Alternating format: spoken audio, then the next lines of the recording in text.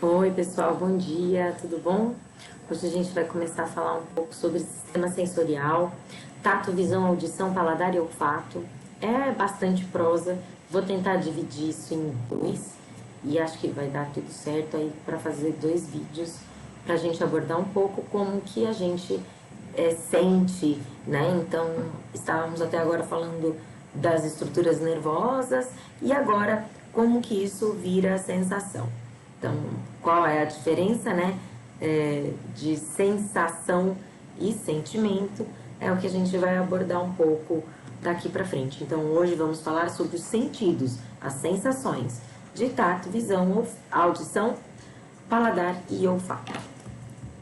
Então, vamos começar pelo tato, em vista de que a pele é o maior órgão do nosso corpo, é o órgão de revestimento externo do nosso corpo, responsável por proteger o nosso corpo, para regular o nosso calor, protege contra a desidratação, tem função nervosa, constituindo o sentido do tato, e a gente tem metabólica para a função de produção de vitamina D, por isso que é importante a gente tomar sol, e a nossa pele protege as nossas mucosas da radiação. Então a gente tem uma pele com um teor de queratina, então tá lá, camada 1, 2, 3 e 4, onde a 1 é a camada córnea, também popularmente chamada de cutícula, que é o que a gente tira quando faz a unha, essa primeira camada de proteção da nossa pele.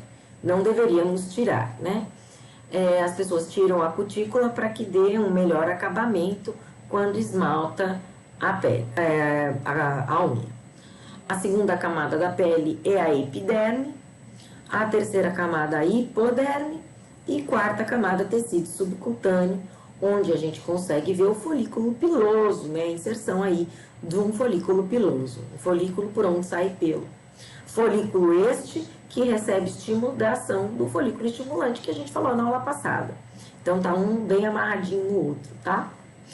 Se estivéssemos no presencial, a gente estaria juntos, reunidos, para ver esses emaranhados de célula, porque a gente tem bastante lâmina e vê no microscópio, a gente foca e vê as diferenças aí dos tecidos e das estruturas celulares, né, das estruturas histológicas aí de diversas células. Mas existem então diversos ciclos celulares, uma pele, a nossa pele, né, ela dura mais ou menos 311 horas, é a duração de um tecido epitelial, isso quer dizer que quando está aí chegando ao final, o GH comanda a renovação tecidual.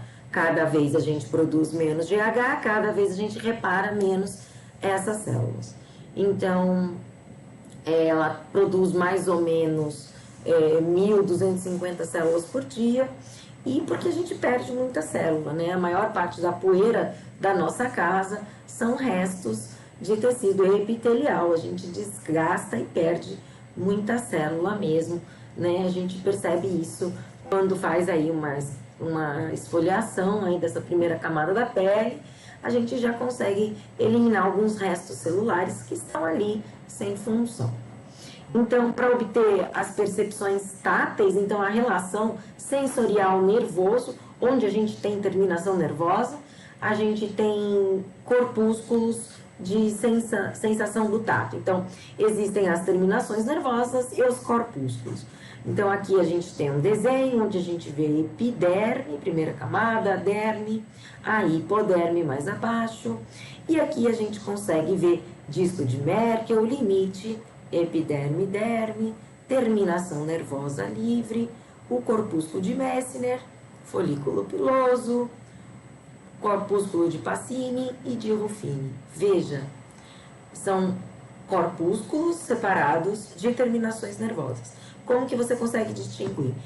É bem fácil. A gente viu estrutura de sistema nervoso agora. Então, você acabou de ver aquela estrutura dendrito. Lembra que a gente viu dos dendritos? Aquela terminação nervosa? Olha ele aqui, parecendo uma raiz. Olha o corpúsculo. Parece uma estrutura enovelada, bem diferente de uma terminação nervosa. Então, a terminação nervosa, ela capta a força mecânica aplicada contra o pelo, E os receptores de Ruffini são receptores térmicos para calor. Vai ter um slide só com os exemplos, tá? Quer dizer, o resumo, né? Uma tabela. Na pele desprovida de pelo, também encontra 3 tipos de receptores comuns. Então, aqui, alta densidade de pelo, baixa densidade de pelo. Baixa densidade de pelo, a gente vê, então, corpúsculo de Vater-Pacini, corpúsculo de Messner, corpúsculo de Cross e corpúsculo de Ruffini. Aqui é uma terminação nervosa livre que a gente já falou, que parece essas raízes subcutâneas. Vou direto para o resumo. Então, a gente tem receptores para frio e calor, pressão e tato, 2 de pressão, 2 de tato e 1 para dor. Então, veja, a gente percebe dor nas terminações nervosas. Acabou, não tem outro de dor. A gente recebe o frio no receptor de Cross, a gente recebe calor no Ruffini, tato e pressão, o Merkel, então ele tem 2 funções, Vater-Pacini só pressão, tato é o de Messner. E aí, quando que a gente sente essas diferenças? Então, frio é fácil, calor é fácil. Qual a diferença de tato e pressão? Os receptores de pressão são os mesmos receptores do aconchego. Quando a gente está com muito frio, sono, preguiça, a gente gosta de ficar com alguma coisa bem aconchegado, apertadinho, né? Quando a gente deita muito cansado, que parece que o nosso corpo vira parte integrante da cama, né? Quando seu corpo se confunde com o colchão de tão cansado tá suas costas. Esse aí é o receptor de pressão, tá? É o mesmo do de tato? Não. Onde você percebe texturas? Não. Então, veja que quando a gente sofre uma lesão de um corte, a gente pode machucar um desses corpúsculos e parar de perceber alguma dessas situações, tá? Então, aqui é só para você ver a localização dos receptores de corpúsculos para frio. Terminação nervosa, o disco de Merkel, volta na tabela para lembrar do Merkel. Ah, o Merkel é tato e pressão. Cadê o Merkel? Olha o Merkel aqui. Sempre aparece assim, meio azulzinho, tá? Junto com o de Messner. Olha aqui, ó, o Merkel e o Messner, um do lado do outro. Enroladinho azulzinho, ó, tá? Do lado do de Merkel. Vater-Pacini, beleza? Voltei no Merkel, Messner de novo, azulzinho. O Pacini, volta. Precisa decorar isso, gente? Eu não acho necessário que você decore a posição dele num corte histológico. Acho que não é uma preocupação de um aluno de ensino médio. Mas existem algumas provas conteudistas que podem pedir isso de você. Então, olha mais ou menos para a carinha deles todos, tá? Então, vamos de baixo para cima, né? A terminação nervosa. Aí aqui o corpúsculo de Ruffini, corpúsculo de Cross, tá sempre assim, roxinho, 2 tonalidades no HE, uma mais rosa, uma mais roxa. O corpúsculo de Messner é aquele que a gente já acabou de ver, tá? E o Vater-Pacini mais redondinho. Todas as funções, tá? Patologias de pele. Então, diversas patologias são abordadas comumente, hiperplasia, acne, carbúnculo, que é causado por um bacilo, dermatite, sarda, ictiose. A ictiose ela é uma doença genética, faz uma pseudoescama na pele. O impetigo é uma infecção por causa do estafilococcus. Desculpa que está sem itálico, acho que eu formatei o slide, perdeu o itálico. Lentigo, que é uma pigmentação semelhante a éfilis, cadê a éfilis? Que é tipo uma sarda mais espalhada. Melanoma é câncer de pele. Melasma é o escurecimento da pele devido a hormônios. Muito comum a mulher em fase adulta manifestar melasma, seja por estímulo de sol ou depois da gravidez. Ou durante e depois da gravidez. Molúsculo contagioso é uma pápula, né, uma lesão de uma infecção viral. Pelagra é uma dermatite por uma deficiência vitamínica, a pele perde o viço. Psoríase é uma doença autoimune da pele. é uma escamação constante, queimaduras de vários graus, tumores, urticárias, eczemas e eritrema, são reações alérgicas. Verrugas geralmente são lesões neoplásticas de origem viral, do mesmo grupo do papilomavírus, do HPV. Vitiligo é uma doença autoimune de pele que promove despigmentação de algumas áreas. E aí a gente já vai para a visão. Opa, pulei. Então, falamos do tato, os seus corpúsculos, terminações nervosas, estrutura da pele, doenças de pele. Agora a gente vai para a visão. A gente só enxerga a luz que entra no nosso olho e a imagem que é formada a partir disso. Então, como vocês já estudaram isso em física, me dá uma certa leveza. Nesse momento eu não tenho que ficar problematizando tanto essa situação da entrada da luz no nosso olho, da inversão da imagem, porque isso vocês já estudaram quando viram um pouquinho de química para pensar em lente côncava e convexa. Então vocês já estudaram isso em física, perdão, não química, física. Então a gente enxerga essa luz a partir de uma distância focal. Então o nosso olho ele é bem primitivo perto de outros olhos. Então dentro do reino animal tem outros bichos que enxergam muito melhor que a gente. Então é só ver, por exemplo, uma ave raptorial que voa muito alto e consegue enxergar seu predador lá embaixo.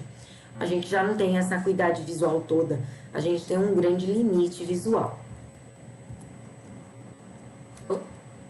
Então os nossos olhos, eles estão encaixados nas cavidades orbitais do nosso crânio. Eles são quase esféricos. Então, dentro dessas cavidades, não deixam cicatriz lá. Então, a gente não consegue ver nem a cicatriz do nervo óptico no nosso esqueleto, simplesmente a cavidade orbital.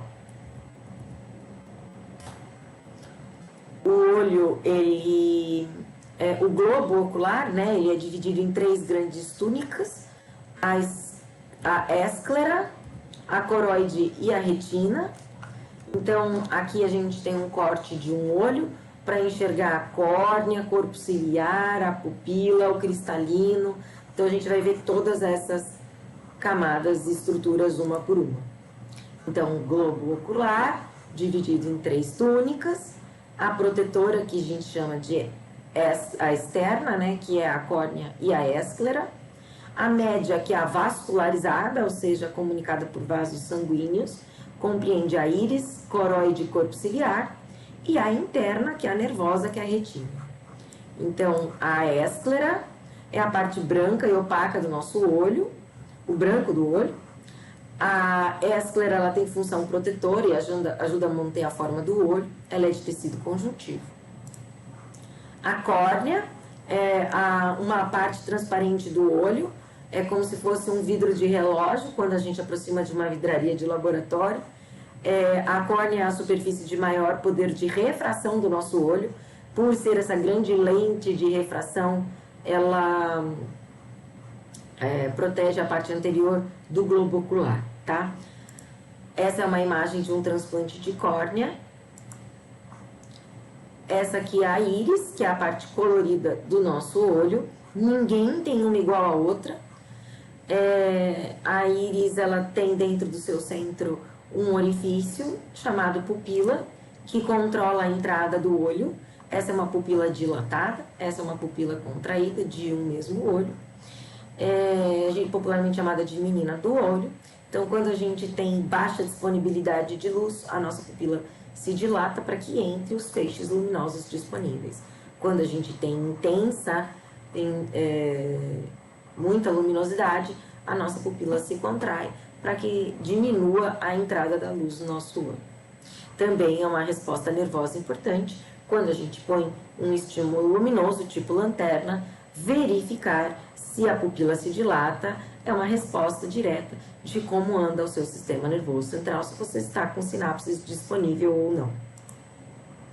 A coroide, ela é formada de vários vasos sanguíneos. Olha a fatia da coroide aqui abaixo da esclera. Então, ela é toda vascularizada, tá? Corpo ciliar, então, forma o humor aquoso, que preenche a parte anterior do nosso olho, entre o olho e o esqueleto. ela possui o músculo ciliar que sustenta o cristalino, que faz a gente ter o ajuste visual, por isso que quem enxerga contrai o olho com o corpo ciliar. O cristalino, então, essa lente transparente, tá? Que promove a entrada da luz no nosso olho. A opacidade dessa lente com o passar do tempo caracteriza a catarata, que a luz já não entra adequadamente, a pessoa tem a formação da imagem anuviada, tá? Então, o uso da acomodação visual, o uso do celular na cara, né, essa acuidade visual fina, a longo do prazo faz ter catarata. Então, só uma curiosidade, a população da minha avó teve catarata com uma idade, a população da minha mãe teve catarata com uma idade muito mais cedo do que minha avó, o que nos leva a crer que, com o passar do tempo e com o maior uso de dispositivos tecnológicos, o cristalino fique opaco mais cedo. Isso quer dizer que as pessoas vão apresentar a opacidade do cristalino cada vez mais cedo, por conta aí do quão precoce tem sido a nossa exposição a esses dispositivos de intensidade luminosa, tá? O vítreo, também chamado antigamente de humor vítreo, é uma substância gelatinosa que preenche toda a cavidade posterior do nosso olho. A retina, onde é formada a imagem, que leva para o nervo óptico. Então, aqui no final da retina tem um nervo óptico, que eu costumo brincar que é um cabo de imagem que leva essa imagem formada na retina para o nosso sistema nervoso. Então, a gente tem um ponto cego, que é uma grande área no fundo da retina que a gente não consegue ver nada. A mácula, que é a região central da retina, responsável pela visão de detalhes pequenos de acuidade visual. Pessoas, principalmente profissionais que trabalham exercendo a visão em pequenos focos de imagem, têm que ter um exame de tempos em tempos que garantam a acuidade visual. Quer dizer que a mácula, esse setor aí formador de imagem, continua intacto. Aí é o nervo óptico, esse aqui é um olho extravasado da cavidade do nosso esqueleto, para a gente ver aí o nervo óptico, por isso que eu falo que parece um cabo de imagem, porque é bem espesso, e carrega aí a imagem para o nosso cérebro. As partes externas dos nossos olhos são os músculos extrínsecos que ajudam a gente a contrair o olho para segurar excesso de intensidade luminosa, para não entrar, e para também ajuste de imagem com dificuldade de foco. As pálpebras servem para proteger os nossos olhos, distribuir as lágrimas que são produzidas pelos canais lacrimais, os cílios para segurar a sujeira, a sobrancelha para impedir que o suor escorra pela nossa testa e entre pelo nosso olho. Aqui são as localizações das glândulas lacrimais, então ela se projeta para essa região, por isso quando a gente vai tirar a sobrancelha, dá aí uma choradinha, porque você puxa o pelo que está aí perto da glândula lacrimal, tá? A gente tem um saco lacrimal por aqui, né, que também é liberado, então a gente produz lágrima por aqui e por aqui. Então, se a gente não tem luz, a gente não enxerga direito, mas também a gente tem algumas imagens que nos iludem. Então, imagens como essa para contar quantos rostos a gente consegue formar, ou se essa coluna aqui no meio, qual é o final dela, né? Da onde surge a barra do meio, que esses dois círculos são realmente do mesmo tamanho, os dois círculos vermelhos são do mesmo tamanho, mas somos iludidos por comparação. Ilusão espiral, que isso não é um espiral, são círculos independentes. A questão da perspectiva, né? O quanto as imagens nos iludem. Por exemplo, quantas patas tem esse elefante. Dá uma focadinha aqui nesse pé. Tem vários pés. Esse aqui é bem interessante, né? A gente, se fica piscando, a gente consegue observar a formação de manchas nas junções dos quadrados, que não existem. Esse é interessante, você tem que olhar para essa imagem por 30 segundos e depois que você olha por 30 segundos, você olha para uma parede branca e consegue enxergar as cores corretas da bandeira nacional. A psicodelia, essa ilusão que nos dá de movimento, são ilusões, né? O nosso olho fica confuso. A gente recebe essa imagem e fica meio, para onde eu foco? Aí, eterno dilema, se você vê uma senhorinha muito velha ou se você vê uma mocinha nessa imagem. Se você vê colunas quadradas ou redondas. Aí é bem difícil, né? Pausa aí e tenta falar as cores e não as palavras. Esse é bem interessante e existe essa bonequinha que você vê rodando para um lado ou para outro lado. E o lado que ela gira predominantemente te indica qual lado do seu cérebro você usa mais. Então, se você vê para um lado ou se você usa para outro lado, né? Muda para o sentido horário. Então, o sentido horário da bonequinha, se você vê ela sempre girando sentido horário, para mim a bonequinha só gira sentido horário. Então, quer dizer que eu uso mais o meu lado subjetivo e artístico do meu cérebro. Problemas de visão, então daltonismo e astigmatismo. Vamos ver daltonismo em genética. Astigmatismo é a formação do olho. A miopia e hipermetropia é bem abordado em ensino fundamental. É a formação da imagem antes da retina, você é míope, por isso que a pessoa aproxima para tentar levar a imagem lá para trás, mais perto da retina, né? E a hipermetropia, ao contrário, a imagem forma depois da retina, a pessoa afasta para tentar trazer a imagem mais para frente. O estrabismo, que os olhos não se contraem ao mesmo tempo, no mesmo ângulo. Glaucoma, que é o aumento da pressão do olho. O terçol, que é uma infecção da glândula anexa ao olho, em volta do olho. Catarata, a gente já falou, opacidade do cristalino. Conjuntivite é uma infecção ocular por algum micro-organismo, tá? Vamos aí, então, parar um pouquinho para a nossa próxima aula a gente falar de olfato paladar e da sequência no nosso mundo maravilhoso do sistema sensorial. Até a próxima!